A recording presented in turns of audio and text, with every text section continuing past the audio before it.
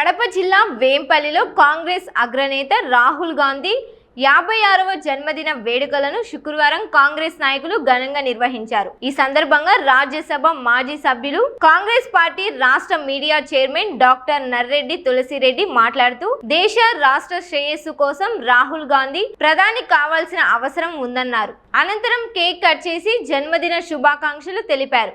కార్యక్రమంలో నర్రెడ్డి అలివేలమ్మ, డాక్టర్ సుబ్రహ్మణ్యం, మూలంరెడ్డి, ధ్రువకుమార్ రెడ్డి, బీగల రామకృష్ణ, అమర్నాథ్ రెడ్డి, ఉత్తన్న, తోపిరెడ్డి, రవీంద్రనాథ్ రెడ్డి, బద్రీనాథ్ తదితరులు పాల్గొన్నారు.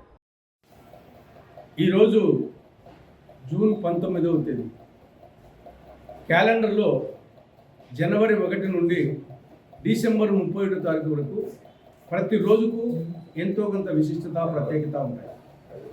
కానీ అందులో జూన్ 19వ తారీఖు మరింత ప్రత్యేకత, మరింత విశిష్టత ఉంది. దానికి కారణం రాహుల్ గాంధీ గారి పుట్టినరోజు కావడం. ఈరోజు రాహుల్ గాంధీ గారి 56వ పుట్టినరోజు. ఎవరు రాహుల్ గాంధీ గారు? భారత మాజీ ప్రధాని పండిట్ నెహ్రూ ముని మనుమడు. భారత మాజీ ప్రధాని ఇందిరాగాంధీ గారి మనుమడు. భారత మాజీ ప్రధాని రాజీవ్ గాంధీ గారి తనయుడు. ప్రస్తుతం రాయ్బరేలీ ఎంపీ, లోక్సభలో ప్రతిపక్ష నాయకుడు, భావి భారత ప్రధాని.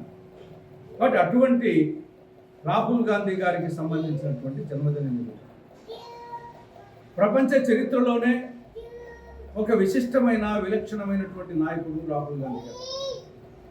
అది సర్పంచ్ పదవి కాదు, మండల పరిషత్ అధ్యక్ష పదవి కాదు, జిల్లా పరిషత్ చైర్మన్ కాదు, మున్సిపల్ చైర్మన్ కాదు, కార్పొరేషన్ మేయర్ కాదు, రాష్ట్ర ముఖ్యమంత్రి పదవి కాదు, భారతదేశ ప్రధానమంత్రి పదవి. అంటే ప్రపంచంలో 147 కోట్లకు ప్రాతినిధ్యం వహించే భారతదేశానికి అత్యున్నత పదవి. ప్రపంచంలో 1/5 ప్రపంచానికి నాయకత్వం వహించే పదవి 2004 నుంచి 2014 వరకు 10 సంవత్సరాల్లో ఎప్పుడు కావాల్సిన అతను ప్రధానమంత్రి పదవి తీసుకున్నారు. అనేక సందర్భాల్లో మన్మోహన్ సింగ్ తీసుకుని అడిగాడు, కానీ తీసుకోలేదు. అంటే భారత ప్రధానమంత్రి పదవినే త్యాగం చేసినటువంటి త్యాగశీలి, పదవి వ్యామోహం లేని వ్యక్తి, కృతయుగం నుండి నేటి వరకు అంత త్యాగం చేసిన వ్యక్తి మరొకరు కనిపించారు. ఒక సర్పంచ్ పదవి కోసం నానా అగసాట్టుపడే ఈ రోజుల్లో భారత ప్రధానమంత్రి పదవి 10 సంవత్సరాల పాటు ఎప్పుడు తీసుకోవాలా తీసుకునే పరిస్థితిలో కూడా తీసుకోలేదు. అటువంటి త్యాగశీలి, త్యాగధనుడు రాహుల్ గాంధీ. మరొక వైపు నిరాడంబరుడు, అతి నిరాడంబరుడు. నేను ముందే చెప్పినట్లు అతను సాదాసీదా వ్యక్తి కాదు. ఒక ప్రధానమంత్రి మునుమనుమడు, ఒక ప్రధానమంత్రి మనుమడు, ఒక ప్రధానమంత్రి తనయుడు, ప్రస్తుతం లోక్సభ ఎంపీ, లోక్సభలో ప్రతిపక్ష నాయకుడు. అటువంటి రాహుల్ గాంధీ గారు అతి నిరాడంబరమైనటువంటి జీవితాన్ని ప్రస్తుత పరిస్థితుల్లో అటు దేశానికి, ఇటు రాష్ట్రానికి రాహుల్ గాంధీ గారి నాయకత్వం చాలా అవసరం ఉంది. ప్రత్యేకించి మన రాష్ట్రానికి సంబంధించి రాష్ట్రానికి సంజీవని లాంటి ప్రత్యేక హోదా రావాలి అన్నా, రాయలసీమకు, ఉత్తరాంధ్రకు బుందేల్ఖండ్ తరహా స్పెషల్ డెవలప్మెంట్ ప్యాకేజీ రావాలి అన్నా, కడప జిల్లాలో శైలి ఆధ్వర్యంలో స్టీల్ ప్లాంట్ ఏర్పాటు కావాలి అన్నా, దుగరాజపట్నం మేజర్ ఓడరేవు రావాలి అన్నా, కాంగ్రెస్ పార్టీ కేంద్రంలో అధికారంలోకి రాష్ట్రంలో అధికారంలోకి రావాల్సిన అవసరం ఉంది.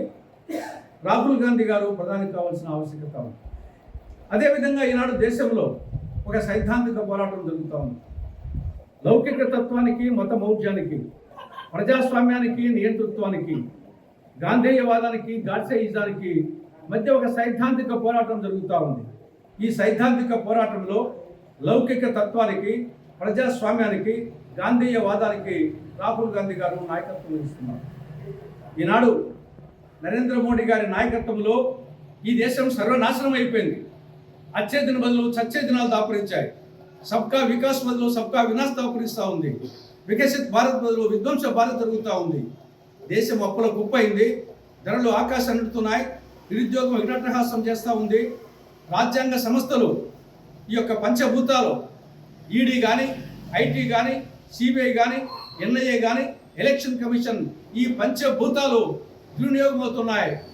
కాబట్టి ఈ పరిస్థితుల్లో ఇలాగే కొనసాగితే ఏ విధంగా రూపాయి పత్రం రోజు రోజుకు దిగజారిపోతుందో రూపాయి విలువ, ఆ విధంగా దేశ ప్రతిష్ట నరేంద్ర మోడీ గారి నాయకత్వంలో రోజు రోజుకు అధపతనానికి పడిపోతూ ఉంది.